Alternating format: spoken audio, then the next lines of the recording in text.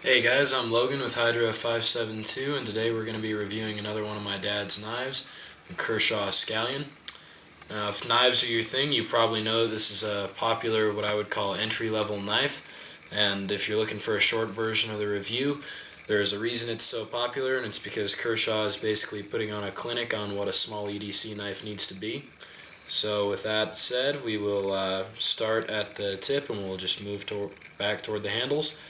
And yes, here we go. Now the blade is 420 high carbon, which is a little bit of a difficult steel to discuss because it certainly isn't a bad steel, but it only has such a good reputation because Buck does an amazing heat treatment on it and Kershaw doesn't have that. So for a knife in this price range, I'd like to see 440C for hardness or 8CR13 for sharpenability. And this particular one has a bead blast, and I hate bead blast. It rusts easier than most other finishes, so you might want to consider getting a coated one. Now you can see the blade doesn't have the holes that the newer versions have on the reverse side of the blade that you guys aren't seeing right now.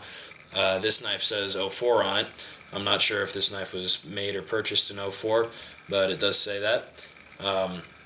You guys can see it's a difficult profile to sharpen with the curved edge, and it's a shallow hollow grind. For the size though, it's got a nice deep edge grind, and it is a thick blade stock for such a small knife, and I like to see that. Now the handles are a glass-filled nylon, which isn't bad for me, but it might be bad for people with left hands. As you can see, the pocket clip is going to take away a lot of the grip that would offer on the left side of the knife, and it doesn't have any movable position, so you can't switch it onto the other side or reverse it top to bottom. So that's a little bit too bad. The grip is just about too small. I'll say it's fine for me, but if you've got any bigger hands than mine, it might be a problem. The jimping on the back of the knife isn't really going to help a lot. It's a nice touch, but it could be more aggressive.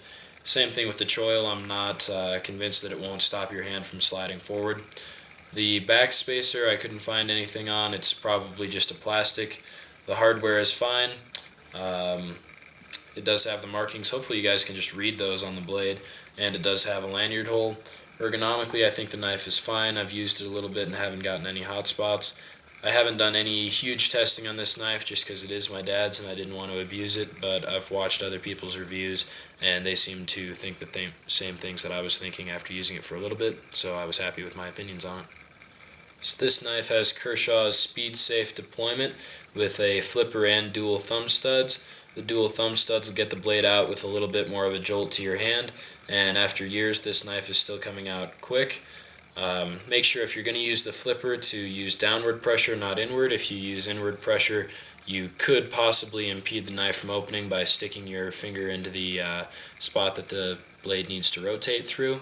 So I'll make a little clip showing you guys what that would look like. It's difficult to do, but it is possible, so I thought I'd mention it. So you've got your little tip lock here. Perplexingly, you can't switch sides on it. You are restricted to just the one side. Seems a little bit backward for a knife that's being made these days, but oh well. So then you have your thumb studs, which you shouldn't have a problem with. What I was talking about with the flipper is if you push inward, you can stop the blade from opening all the way, but you basically have to be trying to sabotage it opening, so I don't think anyone will have an issue with it. It does open real easy if you just down, pull your finger away.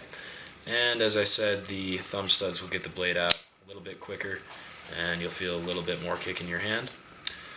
So ultimately I think it's cool that they included the safety.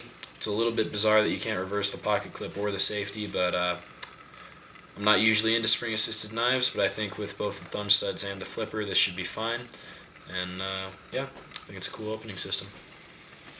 So the lockup itself is fine. It's got a little bit of side-to-side play, but no front-to-back play. The blade play certainly isn't a problem for me. The liner is well recessed. I'm not afraid I'm going to open it up when I'm handling the knife. It is a little bit slim for me, and it's made out of 410, so I'm not rushing to abuse this knife, especially with things like stabbing. The liners aren't skeletonized, which is fine. This is a small knife and doesn't weigh much to begin with, so I wouldn't see a reason to skeletonize them. Overall, I think it's a really cool knife for $32. The little nitpicky complaints I have aside, you won't scare sheeple and you'll have a nice little EDC blade. It's got good ergonomics, It's a small profile, it's lightweight, and it's very effective per dollar. I really do feel like Kershaw is giving a clinic on what an EDC blade should be like.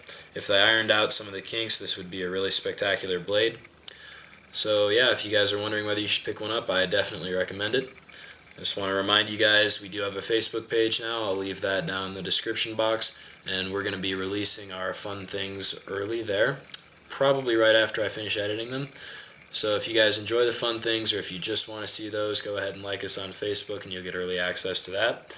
And speaking about fun things, the fun thing at the end of this video, Chad and I and his dad got a hold of some liquid nitrogen, and so we recorded us experimenting and having fun with that. So we hope you guys enjoy that. Yes, ready. Oh, it did!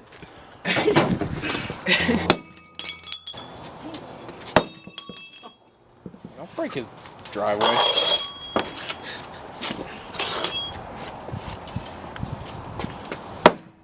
You missed. Okay, Felix. Oh, poor apple. Oh. No, you should Go.